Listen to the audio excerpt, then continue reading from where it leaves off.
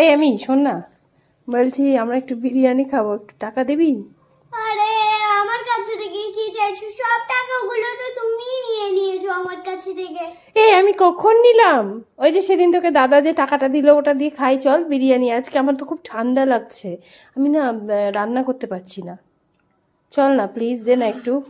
ঠিক আছে, পাপার টাকা নিয়ে বানিয়ে নাও। আমার টাকাটা আমি পকেট মানি হিসাবে রাখবো। Pocket money? হ্যাঁ, কিচ্ছু দিয়ে সেল করবো না, ওটা আমার কাছে রাখবো। কেন খালি কিচ্ছু সেল করবো না ওটা থেকে। সেল করবে না? হ্যাঁ, সেল এই করা মানে টাকা কি? দিয়ে তোমার মোল্ড কিনে দেবো নতুন নতুন। সত্যি? হ্যাঁ ও, তার জন্য টাকাটাকে রেখে দিয়েছো? হ্যাঁ। ও, তা আমি মোল কিনবো না, আমি বলছি বিরিয়ানিই খাবো আজকে।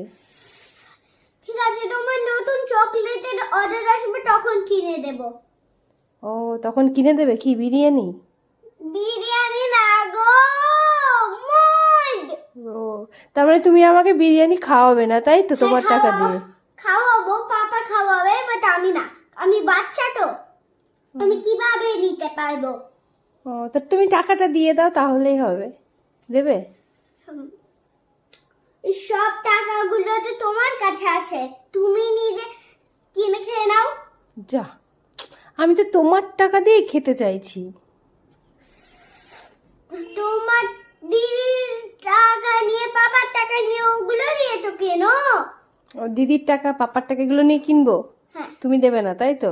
হ্যাঁ, কারণ ওটা দিয়ে তোমার মোল্ড কিনবো আমি। ও, ওটা দিয়ে তুমি আমার মোল কিনবে তাই জন্য রেখে দিয়েছো? হ্যাঁ, যখন নতুন চকলেটের অর্ডার আসবে হুম। আমি গিয়ে পাপার সাথে কিনে দেব। আচ্ছা ঠিক আছে, তাহলে তুমি বিরিয়ানি খাওয়াবে না তাই তো? হুম, ঠিক আছে। পাপা খাওয়াবে। ঠিক আছে।